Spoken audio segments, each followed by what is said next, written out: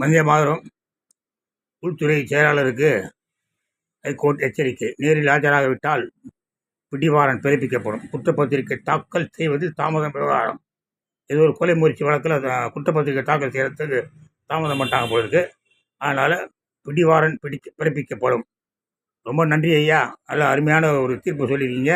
கண்டிப்பாக இந்த மாதிரி ஒரு எச்சரிக்கை அவசியமாக கொடுக்க வேண்டியது தான். அதே நேரத்தில் நான் 2 பொதுநல வழக்கு தாக்கல் பண்ணேன்.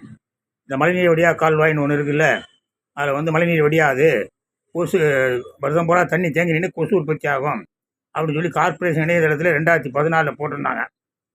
2019 மழைநீர் வடியா கால்வாய் வேண்டாம், மழைநீர் சேகரிப்பு மையம் பண்ண உத்தரவு போடுங்க ஐயான்னு சொல்லி ஒரு கேஸ் தாக்கல் பண்ணேன். 2019 ரிட் பெட்டிஷன் 2977/2019. அப்புறம் இன்னும் உயிர் பலி வாங்கும் ஏகப்பட்ட பேர் குண்டு கோழி சாலையில் விழுந்து செத்து போயிடுறாங்க. அதை காவல்துறை முறையாக விசாரிக்கிறது இல்லை, விசாரித்து சம்மந்தப்பட்ட அதிகாரிகள் மேலே நடவடிக்கை எடுக்கிறது இல்லை. அதனால் 2 கேஸு 2த்தையும் போட்டேன். அக்டோபர் மாதம் 18ஆம் தேதி 2019 விசாரணைக்கு வந்தது.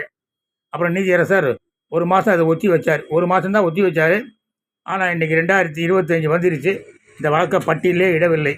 நான் லெட்டர் மேலே லெட்டர் போட்டு பார்த்துட்டேன், ரிஜிஸ்ட்ரார் ஜெனரலுக்கு, சீஃப் ஜஸ்டிஸுக்கு லெட்டர் போட்டு பார்த்துட்டேன்.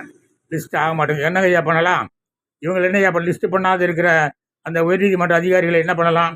அவங்களுக்கு வாரண்ட்டு போடலாமா? என்ன பண்ணுறது? ஏதாவது நல்லது செய்யுங்கய்யா. உங்கள் பார்வையில் பட்டதுன்னா உடனடியாக அந்த 2 கேஸையும் லிஸ்ட் பண்ணுங்கள். ஜெய்ஹிந்த்.